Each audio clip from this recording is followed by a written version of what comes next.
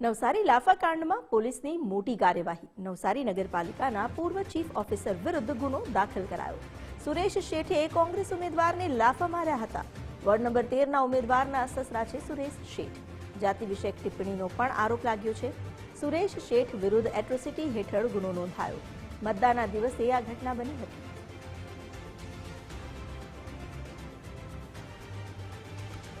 મતદાનના દિવસે ward number 13ના ઉમેદવારના સસરા સુરેશ શેઠે લાફા માર્યાનો આરોપ લાગ્યો છે। નવસારી નગરપાલિકાના પૂર્વ ચીફ ઓફિસર વિરુદ્ધ આ ગુનો દાખલ કરવામાં આવ્યો છે। સુરેશ શેઠે કોંગ્રેસના ઉમેદવારને લાફા માર્યા હતા અને તેને લઈને હોબાળો મચી ગયો હતો। મતદાનના દિવસે જ આ પ્રકારનો હોબાળો મચી જતા અફરાતફરી મચી હતી।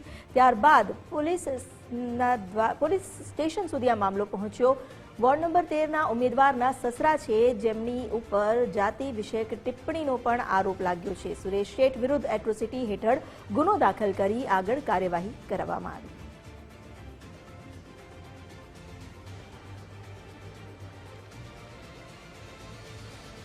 વધુ જાણકારી આપી રહ્યા છે સંવાદદાતા સ્નેહલ પટેલ। જી સ્નેહલ।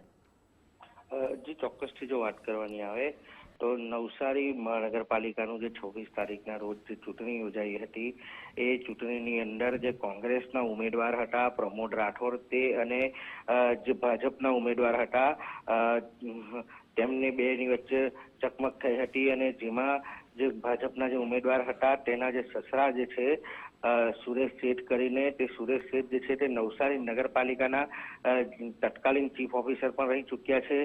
તે સુરેશ શેઠ દ્વારા જે કોંગ્રેસના જે ઉમેદવાર છે તેને લાફો ઝીકી દેવામાં આવ્યો હતો અને જેને કારણે જે કોંગ્રેસના ઉમેદવારે જે છે તે જે તે સમયે લેખિત ફરિયાદ પણ પોલીસ સ્ટેશનમાં આપી હતી। જો કે પોલીસે જે છે તે હવે ગઈકાલે જે સાંજે મોડેથી જે છે એટ્રોસિટી હેઠળ ગુનો નોંધીને જે વધુ તપાસ જે છે તે હાથ ધરી છે।